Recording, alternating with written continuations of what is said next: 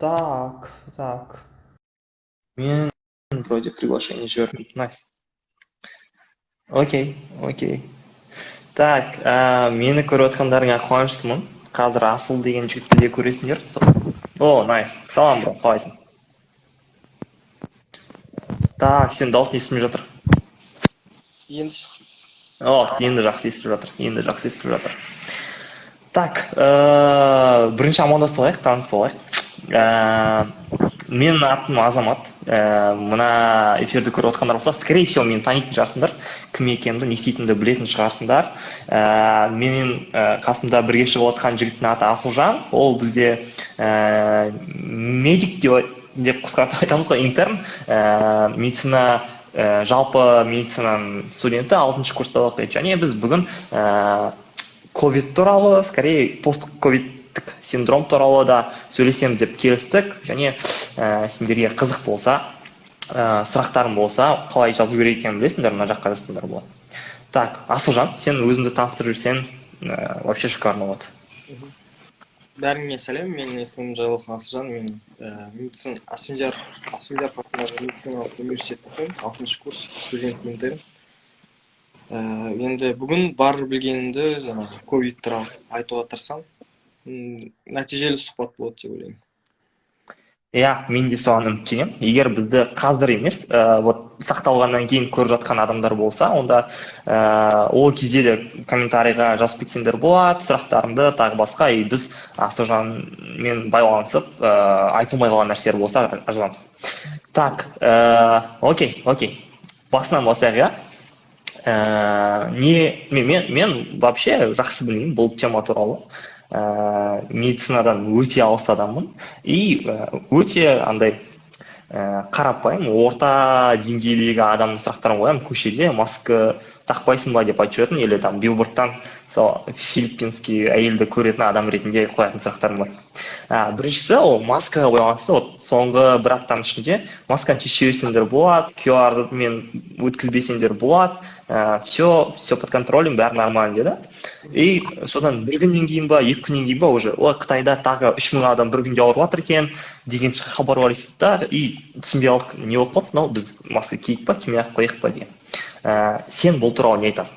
Енді бәрің оқыған шығарсыңдар. Енді 11-нен бастап бізде жаңағы министрліктен рұқсат берілді, яғни Қазақстанның жасыл және де сары аймаққа кіретін аймақтарында ашық приложениясы арқылы емес, және де масканы полностью отмена қылды. Яғни ол бір жағынан, яғни коронавирусный послабление басталды, яғни ол дұрыс, өйткені бізде жасыл аймаққа кірдік, яғни бізде ситуация толықтай стабильный болып жатыр. Бүкіл әлем бойынша солай, бірақ сен айтқаның дұрыс, жаңағы Қытайда шынымен де кішкене рост байқалған.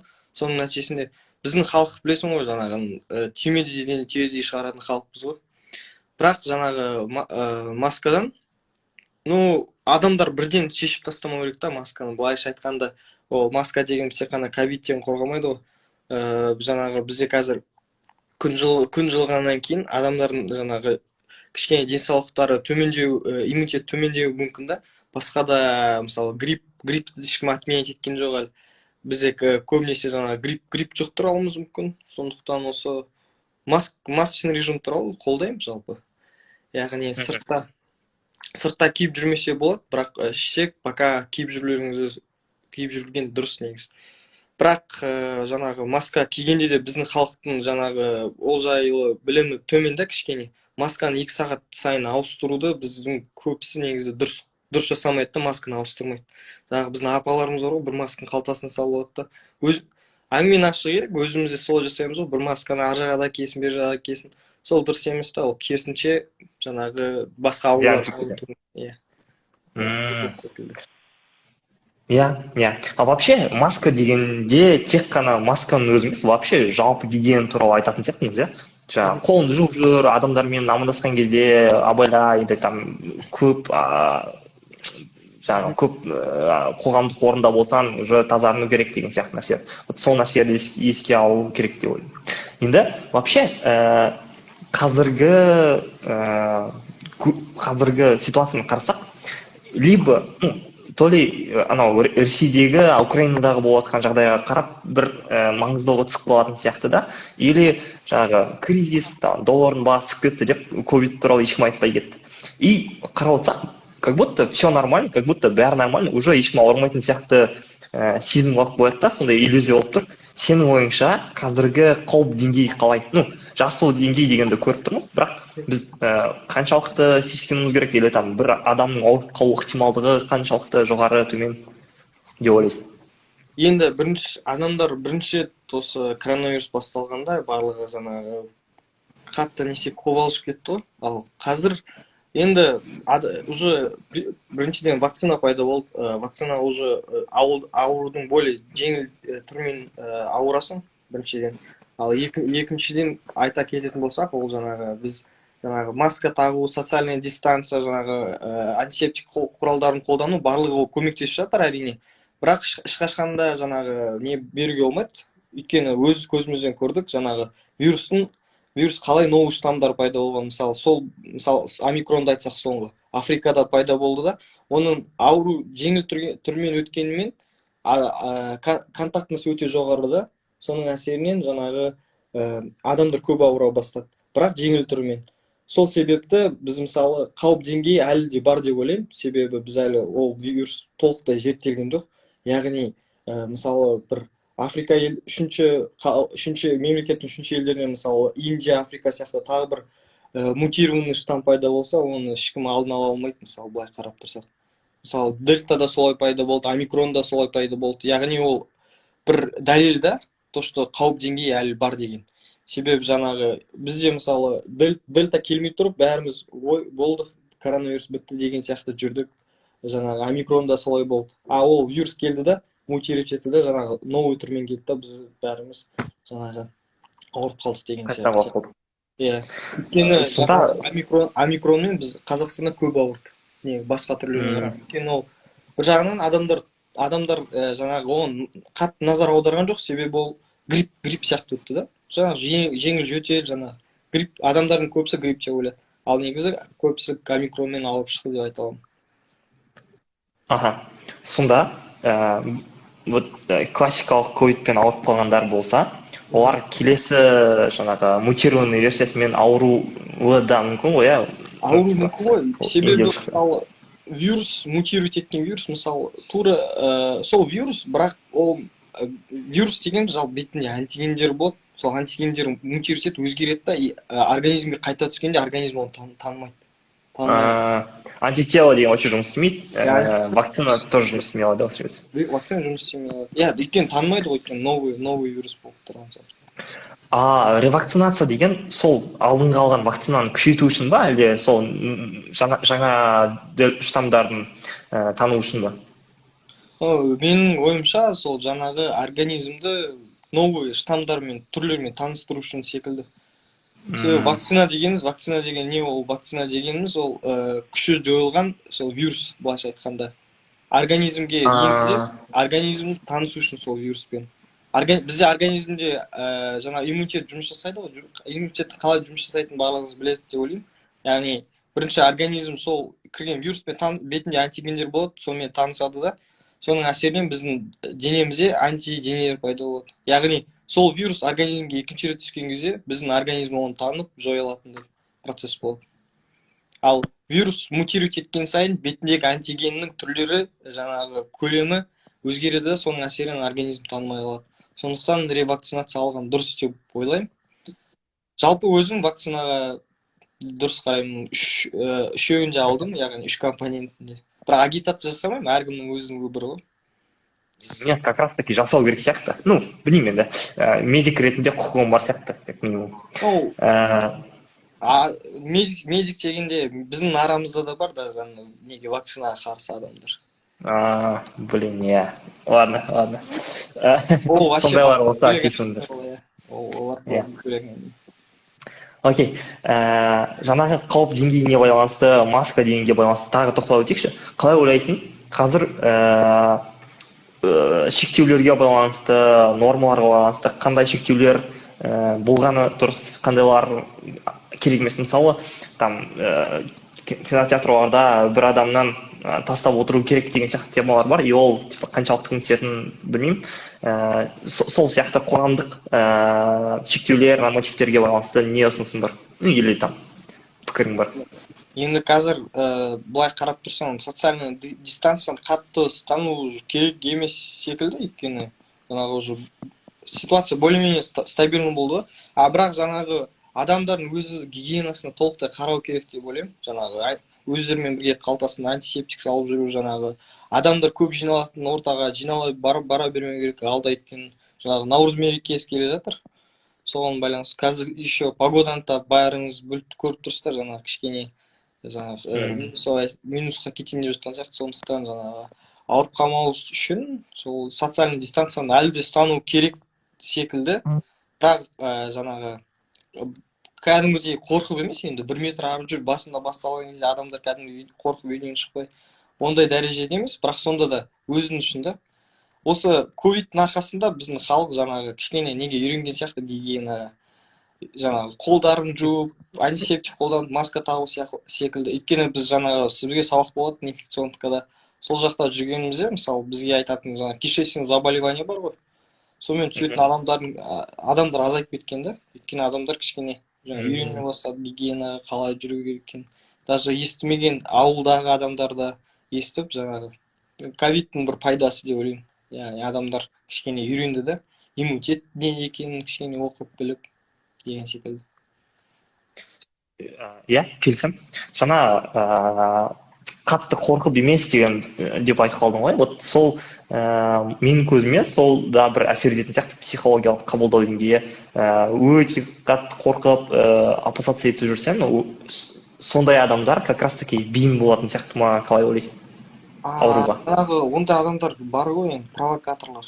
Жаңағы бізде сарафанный радио халықтың арасында қатты жұмыс жасайды. Жаңағы мысалы біреудің танысы уже новый Қытайдан бір вариант келіпті, бір адам сонымен ауырып.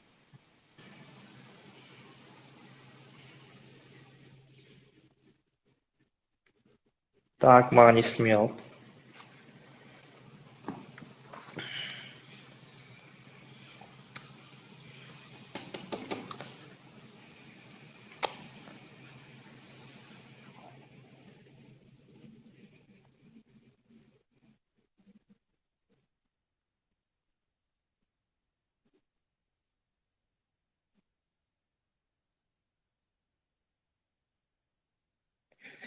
Окей, шығып кетті, қазір қайта қосып көрейік.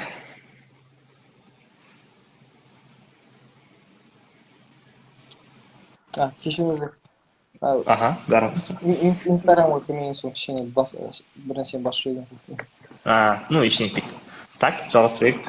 Жалғастырғанда сол қандай тақырыпты айтып жатқан? Біз жаңағы психологиялық қорқынышқа байланысты, кім көбірек қорықса соған бейім. Қорқыныш, иә, бар. Өйткені біздің жаңағы айтып отырмын ғой, халықтың арасында сарафанный радио деген бар, яғни официальный источниктерге біз оқып үйренбедік та әлі. Жаңағы қалай желтая пресса дейді ғой, жаңағы. Соған біз бейім да, біздің халық жаңағы. Алып қашпа әңгімелер дейді ғой, былайша айтқанда. WhatsApp-тан таратылатын түрлі жаңағы аудиолар, түрлі видеолар, мысалы ковидтің кезінің өзінде жаңағы вертолеттен дәрі шашып жүр деген сияқты. Сол психологиялық тұрғыда адамдар қатты әсер етеді да. Біздің халыққа точно, біздің менталитетке точно қатты әсер етеді сарафанный радио. Вот как раз таки осы мен мамандығыма қатысты, қазір диссертациялық жұмысыма да қатысты. Получается, жаңағы журналистердің дұрыс емес жасалған жұмыстары немесе сол жақтан келіп жатқан кемшіліктердің өзі медицинаның проблемаларына әсер етеді. Сондықтан гигиеналық сауаттылық сияқты медиа сауаттылық та маңызды. Адамдар бәріне сеніп қалмауға және сенімсіз нәрселерді таратпауға шақырамын. Және бір нәрсе күмәнді болса, оған көбірек сұрақ қою керек. Көбірек сұрақ болса, саған көбірек жауап іздеу керек. Және тапқан жауаптың бәріне сеніп қалмау керек. Әртүрлі жерден іздеуге ұмтылу керек. Так, келесі. Сенімді ақпарат көздерін оқу керек та, бізде официальный статистиканы қарап жаңа. Бізде адамдар оған әлі бейім емес, жаңа. Желтая пресса ғой бізде оқитын көбісі. Оны да түсінуге болады, журналистер жазатын жаңағы яркий вывеска жазып қояды. былайша қазір айтады ғой, Clickbait. хайп үшін жасалатын көп нәрсе, дүние көп қазір. И как раз таки бұл тек жаңағы ковидқа ғана байланысты емес, вообще кез келген тақырыпқа байланысты проблемалар жасай береді. Вот соңғы мысалдарға келсек, жаңағы қанттың дефициті, Каспийден адамдардың ақшаларын алып алуы, омикрон ба кез келген темада байланысты барлығы ол адамдардың сол меже сауаттылығының төмендігінен болып жатыр өкінішке қарай. Сондықтан осы нәрсеге де мән бергіміз келеді. И как раз таки осы эфирдің болып жатқаны да соған бағытталған деп түсінсек болады. Сол нәрсеге шамалы көмек ретінде адамдар көрсін деп.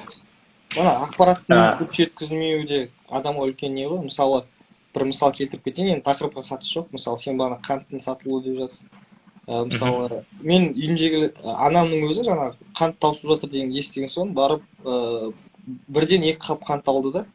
И мысалы былай қарап тұрсаң, әр адам үйіне 2 қап қант ала берсе, жаңағы былай қарап тұрсаң қант қалмайды Қазақстанда.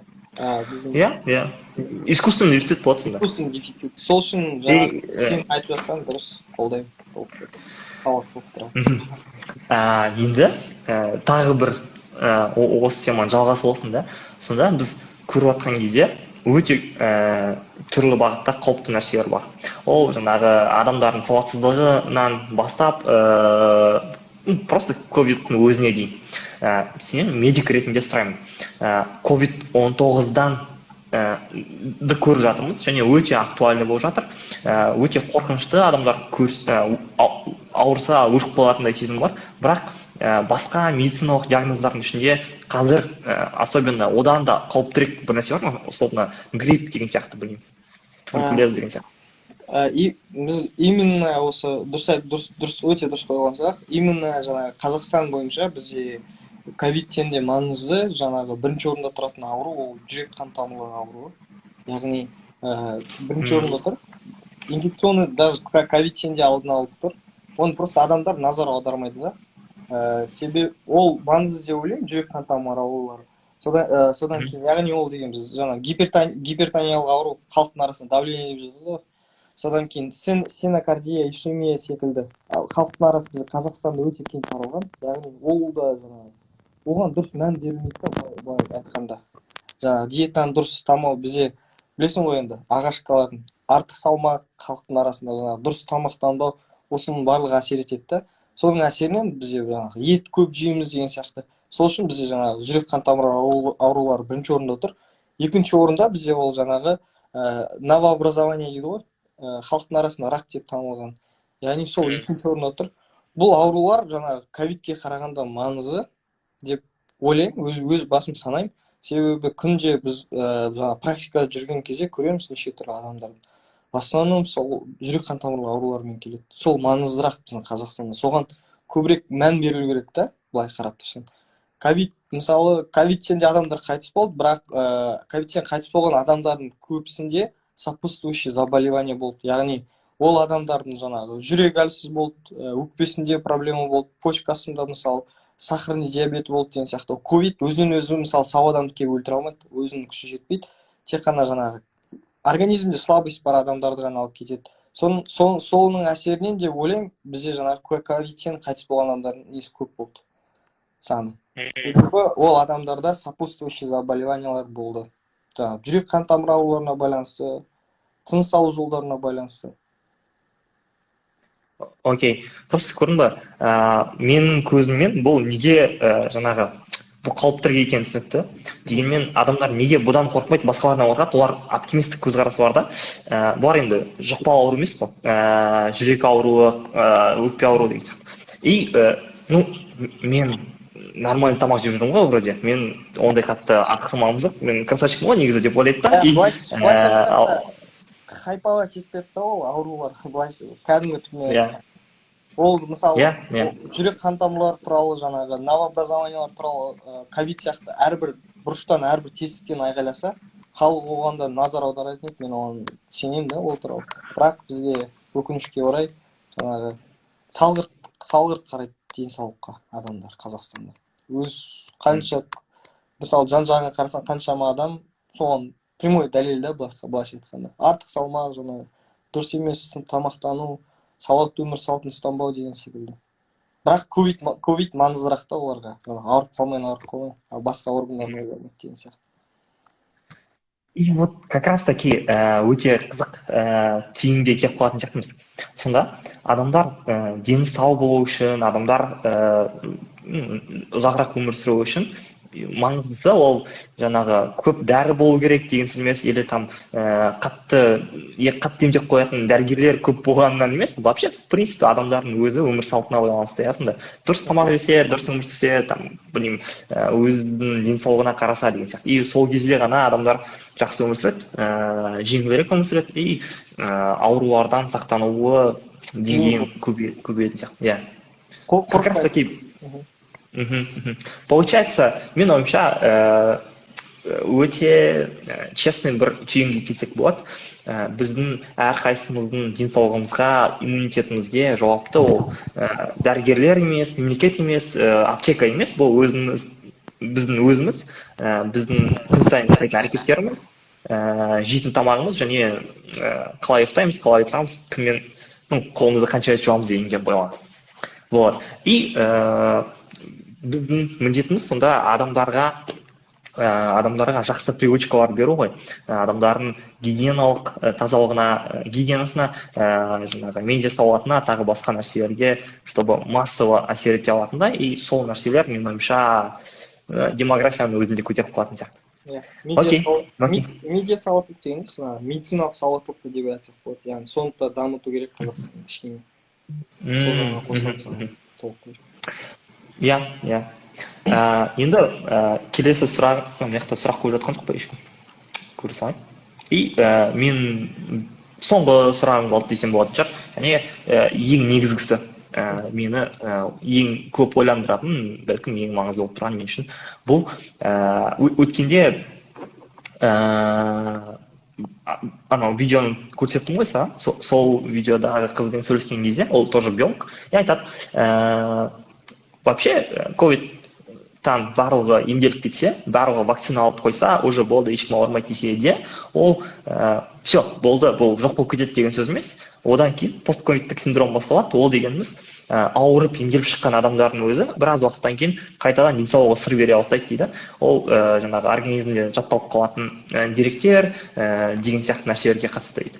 И сонда менде сұрақ болады. Сонда біз өмірімізден ешқашан ковид кетпей ма сонда? Или там біз 50 жылдан кейін, 100 жылдан кейін, ұрпақтар ауысқаннан кейін уже бұл ауру жоғалып кете ма? Осыған дейін білеміз ғой, көп жаңағы нелер, вирустар уже актуалды емес, өйткені тіпті білінбейді. Құс тұмауы тағы басқа деген сияқты, менің есімде жоқ әрине. Сол сияқты болып қала ма? Или я болса, оған қанша уақыт керек, қалай ойлайсың? Біріншіден айта кетсек, жалпы информация айта кетсек, жаңағы постковидтік синдром бізде ковидтен 20-шы жылдың июлінде пайда болды, постковидтік синдром деген, яғни адамдар жаппай жаңағы ковидпен ауырып, одан кейін жазылған, жаңағы өздерін жақсы сезінген адамдар 2-3-4-5 айдан кейін қайтадан өзіне сол симптомдарды байқаған. Соның нәтижесінде жаңағы постковидтік синдром несі пайда болды, термині. Яғни ол қазіргі таңда жаңағы постковидтік синдром жаңағы бізде МКБ деген бар, яғни международная классификация болезней. Соған енгізілген. Яғни бүкіл әлемде жаңағы терапевттер, медицина қызметкерлері оны мойындап отыр. Онда осложнение бар екен, яғни ковидтен кейінгі. Яғни бізде острый ковид ол бізде 3-4 аптаның ішінде өтіп кетеді, ал постковидтік синдром деген бізде 12 аптадан кейін пайда болатын симптомдарды айтамыз. Яғни адамдар қандай симптомдарды айтады? Яғни көбінесе адамдардың айтатын симптом жаңағы шаршағыштық, жаңағы тез жүрген кезде утомляемость дейді, содан кейін жаңағы бұлшықет және буындардың ауруы, яғни ол бірінші орындағы, яғни қатты көрінетін симптоматикасын жазады. Ал сенің айтқан сұрағың бойынша енді ешқашан құтылмаймыз ба дегенде, менің ойымша қазіргі таңда пока невозможно сияқты құтылу толықтай. Яғни біз бұл ауруды толықтай жеңу үшін әлі бір 10-20 жыл керек. Яғни 2019 жылдың өзінде жаңағы басталған кезде мен интернетті тоқтамай оқып отыратын жаңалықтар не болып жатыр. Сол кезде даже вирусологтар жаңағы айтатыны, бұл ауруды жеңу үшін жаңағы бізге кем дегенде 10 жыл керек деген. Мен сол кезде сенбеген тұғын. Ал енді қазір мысалы былай қарап отырсақ уже 3-ші жыл өтіп бара жатыр. Біз әлі де ковидпен жаңағы күресіп келеміз. Яғни жақын арада тоқтай қоймайды деп ойлаймын. Ал постковид синдромға келетін болсақ, ол ұрпақтан ұрпаққа берілуі өте төмен деп ойлаймын. Себебі жаңағы қалай айтсам болады, қалай түсіндірсем болады екен. Жаңағы медициналық тұрғыдан ол бір орган мысалы зақымданады. Сол бізде ДНК бұзылады да, яғни біз келесі ұрпаққа ол берілмеуі де мүмкін, берілуі де мүмкін. Яғни ол менің ойымша жаңағы көп берілмейтін сияқты постковидтік синдром. Қатты білінбейді, яғни ол тек қана жаңағы өмір сүруге кедергі келтіреді, яғни бірақ былай үлкен жаңағы қиын орнына қайтып келмейтін жаңағы зауал алып келмейді деп ойлаймын постковидтік синдром. Яғни жеңіл симптомдардың түрінде өтеді. Яғни адамда одышка пайда болуы мүмкін, жаңағы температурасы постоянно субфебрилен болып жүру мүмкін деген сияқты 37-ге шейін. Ал былай қатты зақым беретіндей синдром болмайды деп ойлаймын. Яғни жақын арада уже тоқтайды бұның бәрі, Алла қаласа. Получается, енді дүниеге келетін балалардың жаңа өскен кезде уже бұл туралы білмей-ақ қойса да болады, примерно білмейтін де болады. Жаңағы сен келтіріп кеткен грипптің өзі мысалы 1918 жылы басталды ма, қай жылы басталды? Соның өзі мысалы антибиотик табылмай тұрып жеңілмейтін ауру деп есептегенде, ал қазір мысалы гриппен сезон алып кетеміз, ештеңе сезбей. Дәл сол секілді болып кетеді, Құдай қаласа. Так, мен эфирдің басында айтамын деп ұмытып кеттім. Асыл өзі Инстаграмда отырмайды екен.